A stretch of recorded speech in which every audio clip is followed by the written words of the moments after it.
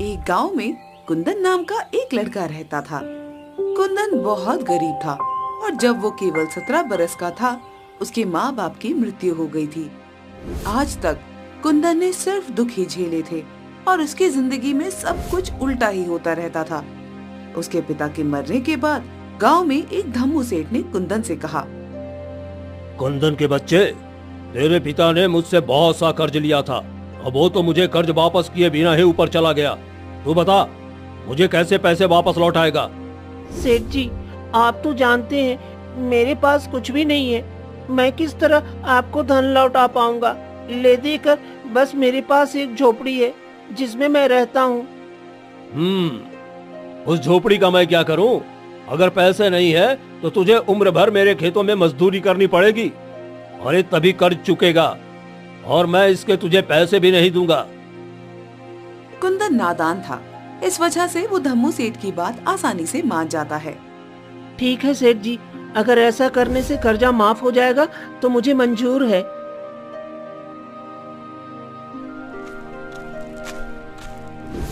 फिर क्या था, कुंदन धम्मू सेठ के खेतों में मजदूरी करने लगता है। दिन भर वहाँ मजदूरी करने के बाद धम्मू सेठ कुंदन को सिर्फ रात का खाना ही देता था और वो भी सिर्फ 2 सूखी रोटियां। ये ले, इसे खाकर सो जा और कल सुबह जल्दी उठकर फिर से काम पर लग जाना। सुबह पैर पसार कर सोते मत दिखाई देना, वरना तेरी खैर नहीं। जी सेठ जी।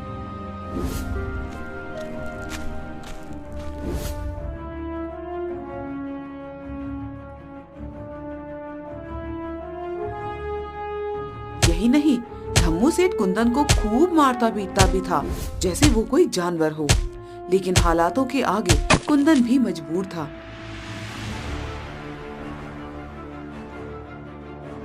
ऐसे ही कुछ साल बीत जाते हैं और कुंदन 25 वर्ष का हो जाता है।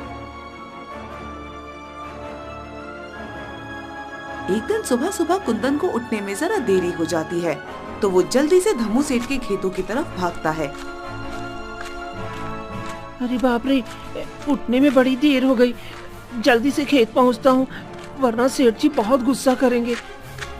जैसे ही कुंदन खेत में पहुंचता है, वो देखता है कि धम्मू सेठ लाठी लिए गुस्से में उसका इंतजार कर रहे थे।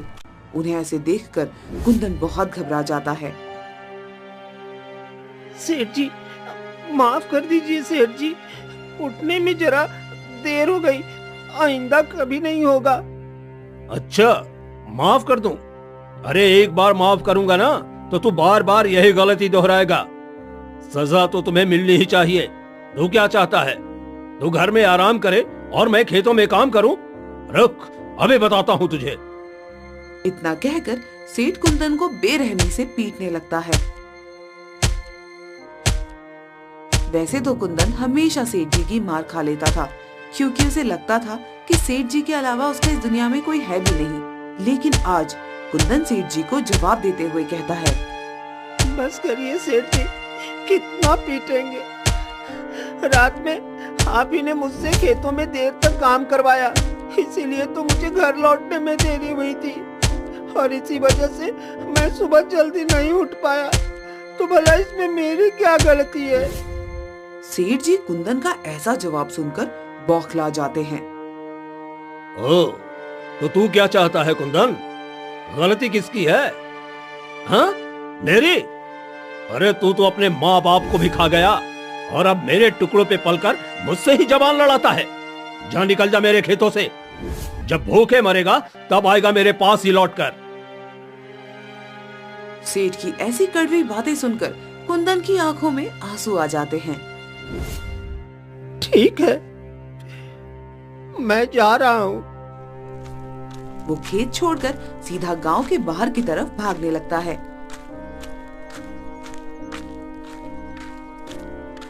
उसे भी नहीं पता था कि वो कहाँ भाग रहा है, मगर कुंदन सिर्फ उस गांव से दूर जाना चाहता था जिसने उसका सब कुछ उससे छीन लिया था। अब कभी वापस नहीं लौट कर आऊंगा, चाहे जैसे मुझे अपना गुजारा करना पड़े। ये सब सोचते हुए भूखा प्यासा कुंदन एक जंगल के पास पहुंचता है और वहाँ एक पेड़ के नीचे बैठकर रोने लगता है। लेकिन तभी उसे झाड़ियों के पास से कुछ आवाज सुनाई देती है। अरे, ये आवाज कैसी? कहीं कोई जंगली जानवर तो नहीं? हे ऊपर वाले, अगर ऐसा हुआ तब तो ये मेरा अंत है। जैसे ही कुंदन झाड़ियों के पास जाता है, वो देखता है कि झोपड़ियों के पीछे एक हिरन था।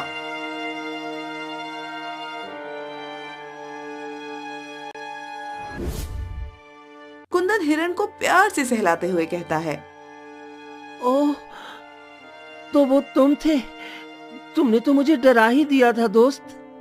हिरन कुंदन के साथ कुछ देर खेलता है और फिर उछलता कूदता हुआ भाग जाता है। लेकिन तभी कुंदन की नजर सामने एक पेड़ के नीचे बैठे साधु पर पड़ती है। साधु बैठकर तप कर रहे थे। कुंदन को ऐसे झाड़ियों के पास खड़ा देखकर साधु मुस्कुरा देते हैं और प्यार से उससे कहते हैं, क्या हुआ बेटा, तुम यहाँ क्या कर रहे हो? आओ, मेरे पास आओ। कुंदन साधु के बुलाने पर उसके पास जाता है। क्या बात है बेटा, बड़ा परेशान लग रहे हो? हाँ बाबा, परेशान तो हूँ। जीवन में कुछ अच्छा नहीं चल रहा। भूख प्यास और थकान से शरीर भी व्याकुल है। अच्छा, तो सबसे पहले तुम उस झोपड़ी के अंदर जाओ। वहां कुछ फल रखे होंगे, उन्हें उठाकर लाओ। कुंदन साधु की बात मान लेता है और झोपड़ी के अंदर कुछ फल उठा लाता है। साधु उसमें से कुछ फल लेकर बाकी फल कुंदन को दे देते हैं।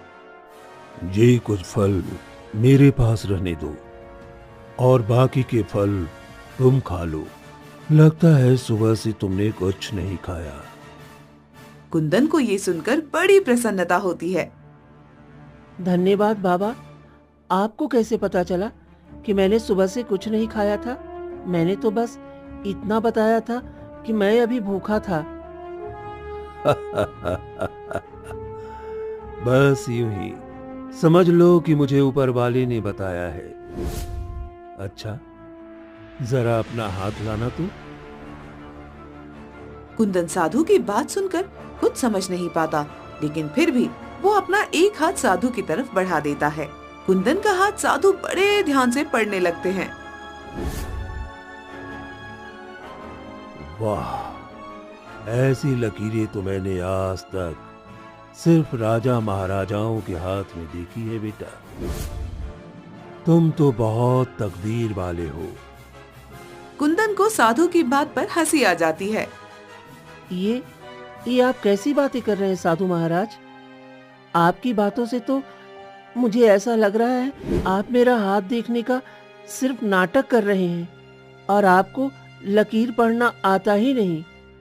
कुंदन की बात पे साधु मुस्कुरा देते हैं। क्या हुआ बेटा, तुम ऐसे क्यों कह रहे हो? मैंने आज तक अपना जीवन गरीबी में बिताया है बाबा। मेरे माता पिता की मृत्यु हो गई। जीवन भर उस सेठ ने मुझे मारा पीटा। अरे मेरी जैसी किस्मत तो किसी की ना हो। और आप कहते हैं मेरी लकीर महाराजाओं जैसी है और मैं बहुत तकदीर वाला हूँ। ये सब सुनकर साधु महाराज फिर से मुस्कुरा देते हैं। बेटा तुम चिंता मत करो, तुम्हें जल्द ही मेरी बातों पर यकीन हो जाएगा। मेरे ख्याल से तुम्हें यहाँ से पश्चिम दिशा की तरफ जाना चाहिए और ये फल अपने साथ ले जाओ, रास्ते में तुम्हारे काम आएंगे। फिर क्या था, कुंदन साधु के दिए फल लेकर पश्चिम दिशा की तरफ चलने लगता है।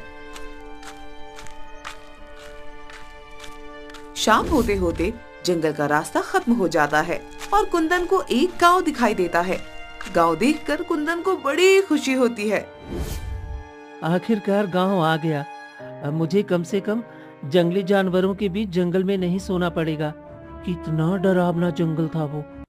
लेकिन अब मुझे रहने के लिए कोई जगह ढूंढनी पड़ेगी।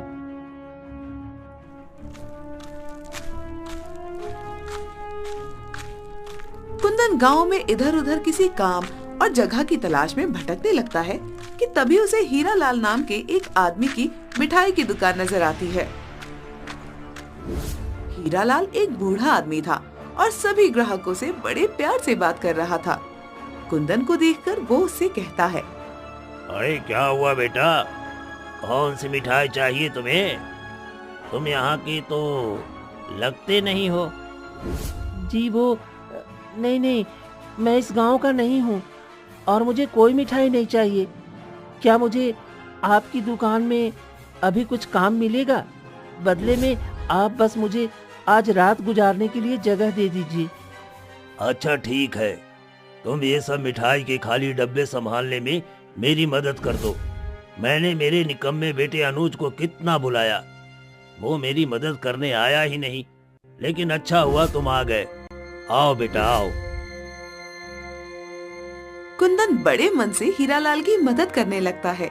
हीरालाल को भी कुंदन से बात करके बड़ा अच्छा लग रहा था।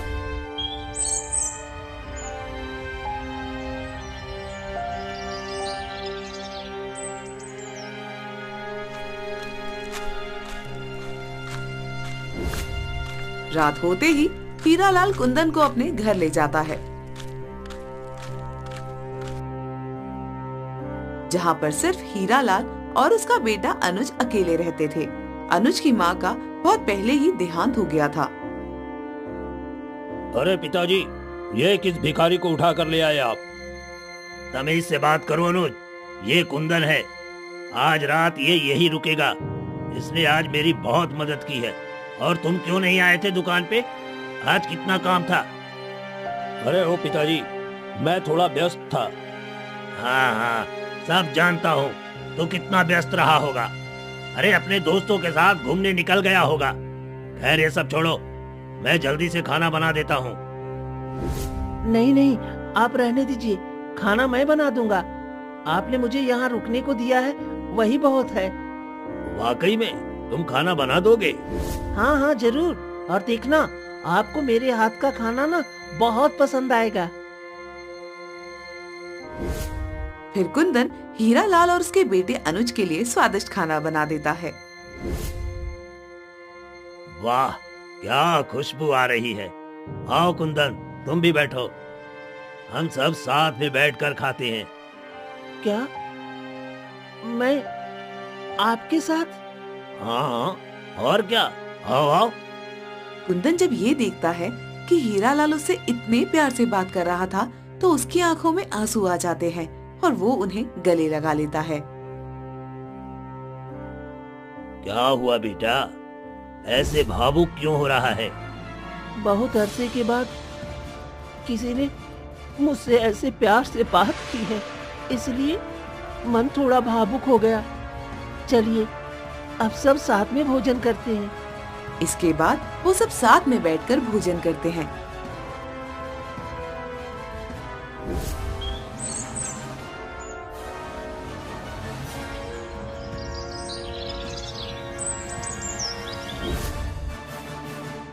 अगले दिन सुबह सुबह कुंदन जल्दी उठ जाता है और सबके लिए नाश्ता भी बना देता है।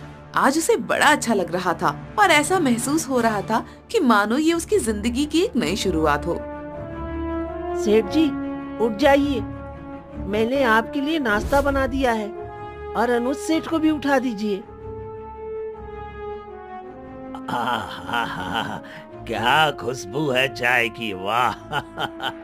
अरे तूने तो मेरा दिल ही खुश कर दिया कुंदन। अरे ऐसे तो सिर्फ मेरी पत्नी ही मुझे नाश्ता बनाकर खिलाया करती थी, तूने तो मुझे उसकी याद दिला दी। और हाँ, ये क्या सेठ सेठ लगा रखा है? हाँ, एक काम कर, तू मुझे चाचा कहकर बुलाया कर। हीरालाल की ये बात सुनकर कुंदन को बहुत अच्छा लगता है। वो खुशी से कहता है, ठीक है हीरा चाचा। अरे अनुज, अरे उठ जा, देख कुंदन ने कितना अच्छा नाश्ता बनाया है। खुशबू से सारा घर महक उठा है। हीरालाल के कहने पर अनुज उठ जाता है। तीनों नाश्ता करने बैठे ही थे कि उन्हें बाहर से ढोल बजने की आवाज सुनाई देती है।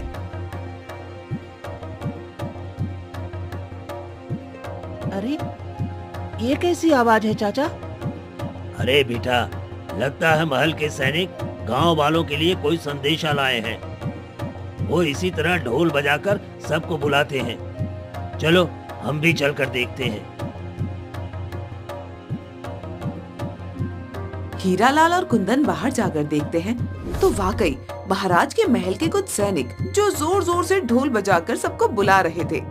जब सब गांव वाले वहां इकट्ठा हो जाते हैं तो एक सैनिक बोलता है, सुनो गांव वालों, राजकुमारी मैना अपने विवाह के लिए उचित वर ढूंढ रही हैं। जो भी गांव वाला उनकी एक खतरनाक शर्त पूरी करेगा, महाराज उसका विवाह राजकुमारी मैना से करवा देंगे और राज्य भी उसी को सौंप दिया जाएगा।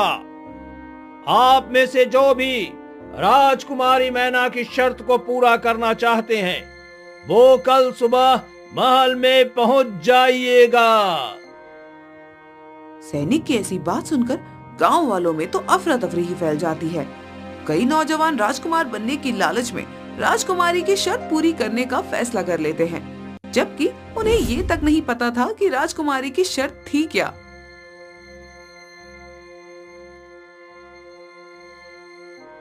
बताओ, सभी लोग अब राजकुमारी की शर्त को पूरा करने का सपना देख रहे हैं।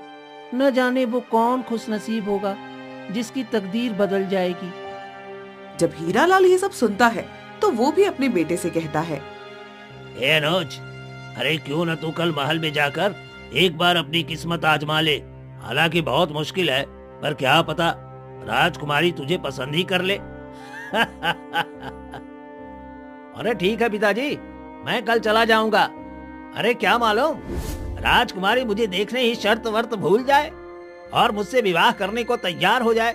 उनका मुझ जैसे नौजवान पर फिदा हो जाना कोई बड़ी बात तो नहीं है ना। खाली पुलाव पकाना तो कोई तुमसे सीखे बेटा। असल जीवन में बिना कठिन परिश्रम के हमें कुछ नहीं मिलता। जी हाँ, आपने बिल्कुल सही कहा चाचा। मैंने भी जीवन में यही सीखा है। हाँ तो कुंदन, तुम भी इसके साथ कल महल चले जाना।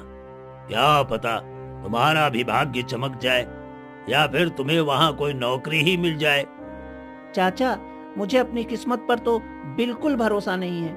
कहाँ राजकुमारी और कहाँ मैं। लेकिन हाँ, शायद मुझे वहाँ कोई नौकरी जरूर मिल जाए।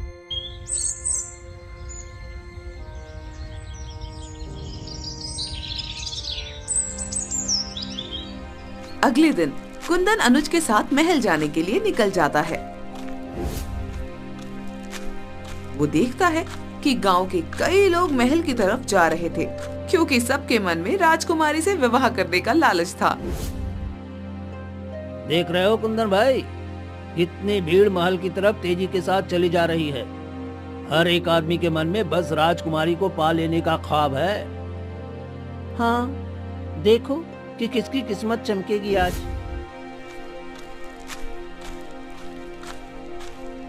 थोड़ा चलने के बाद सभी गांव वाले महल की सभा में पहुंच जाते हैं।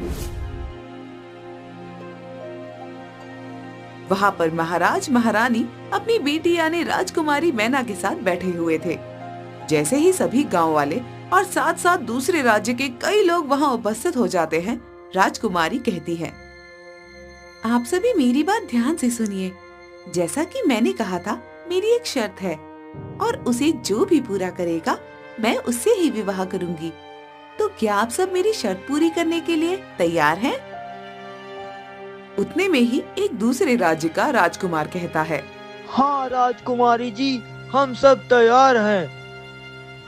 आप सब ने हमारे महल के पालतू शेर के बारे में तो सुना ही होगा। वो इस पूरे राज्य तो क्या, आसपास के सभी राज्यों में सबसे खूंखार है। आप में से जो भी मुझसे विवाह करना चाहता है, उसे हमारे शेर से लड़ना होगा और उसे हराना होगा। लेकिन ध्यान रहे, उसे एक खरोच तक नहीं लगनी चाहिए। आपको उसे इस तरह से हराना है और अपने बस में करना है जिससे वो खुद ब खुद आपके सामने अपने घुटनों पर बैठ जाए।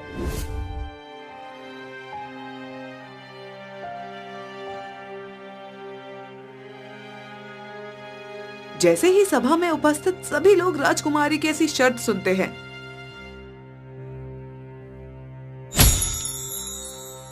आधी सभा तो अपने आप ही खाली हो जाती है। कई गांव वाले और राजकुमार तो अपने घर वापस लौट जाते हैं। अनुज भी डर के मारे वापस लौटने लगता है, लेकिन कुंदन उसे रोक लेता है। अगर आप यहाँ तक आए हैं तो आपको एक बार कोशिश तो करनी चाहिए ना। जरूर, राजकुमारी ने ऐसी शर्त इसलिए रखी है क्योंकि इसके पीछे कुछ राज है। अरे मैं पागल थोड़ी हूँ जो जानबूझ करके शेर के पिंजरे में कूद जाऊंगा। कुंदन और अनुज भीड़ में काफी पीछे खड़े थे, इसलिए उन्हें राजकुमारी ठीक से दिखाई तक नहीं दे रही थी। लेकिन जैसे ही सभा खाली होने लगती है, कुंदन को राजकुमारी मैना दिखाई देती है। वो इतनी खूबसूरत थी कि कुंदन उन्हें देखते ही मोहित हो जाता है।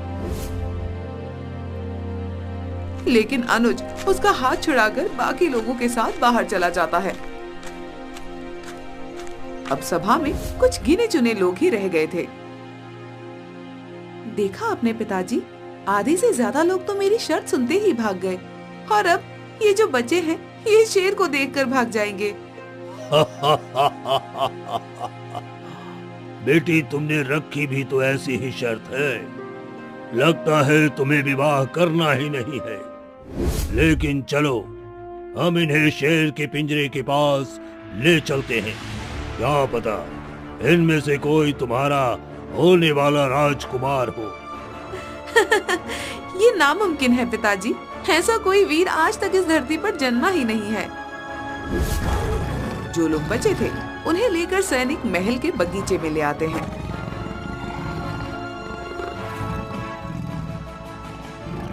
वहीं पर एक बड़ा सा पिंजरा रखा हुआ था, जिसके अंदर एक शेर कैद था। इतना बड़ा शेर देखकर कुछ लोगों की तो सिट्टी बिट्टी गुम हो जाती है, मगर कुंदन की नजर तो राजकुमारी से हट ही नहीं रही थी। मेरे पास अब खोने को है ही क्या। वैसे भी मेरी पूरी जिंदगी इतनी खराब बीती, कौन ही मेरा घर पर इंतजार कर रहा होगा। इसलिए मैं एक बार ये शर्त पूरी करने की कोशिश जरूर करूंगा। क्या पता मेरा भाग्य सचमुच में चमक जाए। जैसे ही लोगों के सामने शेर आता है, जो बचे कुचे राजकुमार और गांव वाले भी थे वो भी भाग जाते हैं।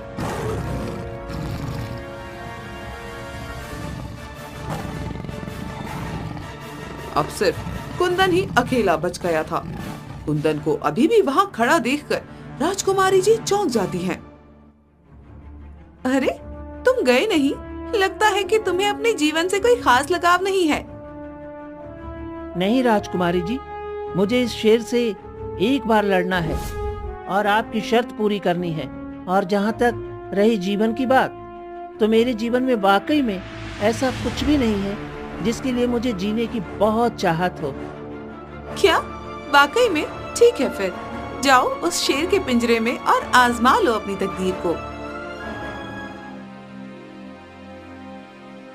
कुछ सैनिक जल्दी से पिंजरा खोल देते हैं और कुंदन अंदर चला जाता है। अंदर शेर गुस्से में कुंदन को देखकर दहाड़ रहा था। कुंदन पहले तो उसे देखकर डर जाता है, लेकिन वो हिम्मत नहीं खोता। शायद राजकुमारी की वो शर्त पूरी करने के लिए मुझे इससे लड़ने की जरूरत नहीं है। मैं इसे शांत कराकर भी तो घुटने के बल ला सकता हूँ। तभी कुंदन देखता है कि शेर के पैरों में तो चोट लगी हुई थी और वहाँ से खून भी बह रहा था, इसलिए शेर और ज्यादा गुस्से में था। ये देखकर कुंदन सब कुछ समझ जाता है। चोट? मगर अभी तक तो किसी ने शेर से लड़ाई भी नहीं की है। इसका मतलब ये कोई पालतू शेर नहीं है, बल्कि जंगली शेर है। इसे पकड़कर हाल में ही यहाँ लाया गया है। मुझे इसे शांत कर देना चाहिए। तभी शेर गुस्से में कुंदन के ऊपर झपट्टा मारता है, लेकिन कुंदन वहां से हट जाता है और शेर को ऊपर से दबोच लेता है। इसके बाद कुंदन शेर को सहलाने लगता है। शांत हो जाओ मेरे दोस्त, अभी सब ठीक हो जाएगा। मैं और तुम बिल्कुल एक ही जैसे हैं। मुझे अपना समझकर शांत हो जाओ। शेर कुंदन को अपने ऊपर से गिरा देता है और फिर से उस पर झपट्टा मार देता है। लेकिन इस बार भी कुंदन शेर की पकड़ से बच जाता है और वो शेर को पीछे से पकड़कर सहलाने लगता है। कुंदन के ऐसा करने से शेर वाकई में शांत होने लगता है। शांत हो जाओ मेरे दोस्त, शांत हो जाओ। मैं तुम्हें तुम्हारे परिवार के पास वापस ले जाऊंगा, उसी जंगल में जहां तुम रहते थे।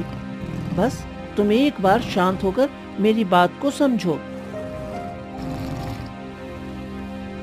कुंदन की ये बात सुनकर शेर सचमुच शांत हो जाता है और घुटनों के बल बैठ जाता है, जैसे मानो वो कुंदन की बात समझ गया हो और उसे भी अपने घर वापस जाना हो। कुंदन अपने कुर्ते का थोड़ा सा कपड़ा फाड़ता है और उसे शेर की चोट पर लगा देता है। ये नजारा देखकर राजकुमारी और महाराज दोनों ही हैरान थे। बेटी, इस लड़के ने तो तुम्हारी शर्त वाकई में पूरी कर दी। अब तुम क्या कहना चाहोगी?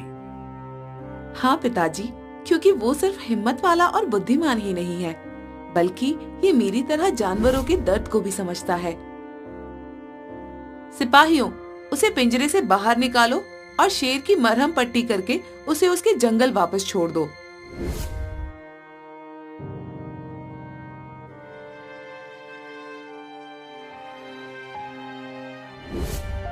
सिपाही ऐसा ही करते हैं। जैसे ही कुंदन को निकालकर राजकुमारी के पास लाते हैं, कुंदन राजकुमारी से एक सवाल करता है। राजकुमारी जी, ये शेर पालतू नहीं था, बल्कि जंगली था और इसे पहले से चोट लगी हुई थी। तो आपने ऐसा क्यों कहा कि ये पालतू है और आपने ऐसी शर्त क्यों रखी? वो इसलिए क्योंकि कुछ दिन पहले मैं शिकार के लिए जंगल गई थी। वहाँ मैंने देखा कि ये शेर घायल अवस्था में पड़ा हुआ था। मैं इसकी देखरेख के लिए इसे महल में ले आई, लेकिन ये अपने परिवार से दूर होने की वजह से बहुत गुस्से में था। उसी वक्त मेरे पिताजी मुझसे विवाह करने की जिद कर रहे थे, तो मैंने सोचा कि क्यों ना मैं ऐसी शर्त रखूं जिससे पिताजी भी शांत हो जाए और मुझे विवाह भी ना करना पड़े। मुझे लगा था कि कोई भी मेरी शर्त पूरी नहीं कर पाएगा, मगर आपने तो ये कमाल कर दिखाया। सही कहा राजकुमारी ने। अब उसका विवाह हम धूमधाम से आपसे कराएंगे। आप ही हमारे राज्य के नए महाराज हैं। ये सुनकर कुंदन बहुत खुश होता है, लेकिन फिर वो कुछ सोच विचार करके राजकुमारी से कहता है। लेकिन राजकुमारी, आप इस शर्त से बंधित नहीं हैं। अगर आपको मुझ जैसे गरीब से विवाह नहीं करना है, तो मैं आपके साथ जबरदस्ती नहीं करूंगा। कुंदन की ये बात सुनकर राजकुमारी मुस्कुराते हुए कहती है, ऐसा बिल्कुल नहीं है। मुझे अपने पति में जो खूबियाँ चाहिए थी वो सब आप में है, इसलिए मैं आपसे खुद विवाह करना चाहती हूँ। फिर क्या था, राजकुमारी मैना का विवाह धूमधाम से कुंदन से हो जाता है। ये खबर सुनकर कुंदन का पुराना मालिक धम्मू सेठ का तो सिर ही चकरा जाता है और कुंदन के हीरालाल चाचा तो बड़े खुश होते हैं। कुंदन राज्य का नया राजकुमार बन जाता है और राजकुमारी के साथ मिलकर राज्य चलाने लगता है। उसे साधु की बात याद आती है और उसे सचमुच लगने लगता है कि वो बहुत तकदीर वाला है।